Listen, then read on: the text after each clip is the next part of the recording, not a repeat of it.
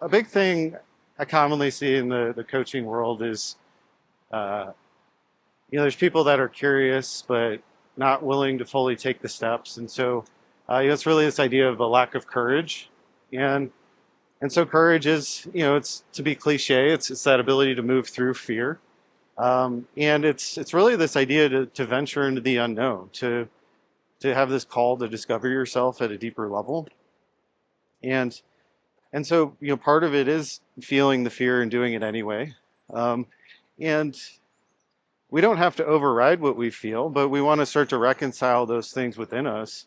Because to feel good about an action, we kind of need to make peace with it. And so it's always this question of, are you happy with the results you're getting? Are you fulfilled? Do you feel like blocked or stuck? Do you feel that you know what your path forward is? And if not, generally that's going to take going outside yourself and getting some help, and and so that takes vulnerability, and vulnerability is a tough thing because we've all built up this armor around ourselves to protect ourselves from different situations, and it's it's the willingness to let that go, because the protection, what it does is it starts to lock us into a certain way of operating, and then that's where we form a lot of self-limitation or limiting beliefs. And as long as we're holding on to those, we're going to be sabotaging any steps we're trying to make forward. And so it's really this ability to surrender the protection and venture off into, I only had to protect myself because I was operating from a limited way of being.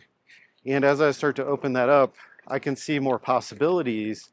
And that's always going to be measured by freeing up our nervous system, where we feel more relaxed and at peace. Because if not, we're just wrestling with our mind constantly in doubt and worry. And so we almost have to be willing to step out of that. And it's also seeing it as this natural part of the process, that those things are always going to be there until I face them. And so as I move through them, that's where I gain the courage and the strength to continue on my path, as I start to see results that are coming from new actions.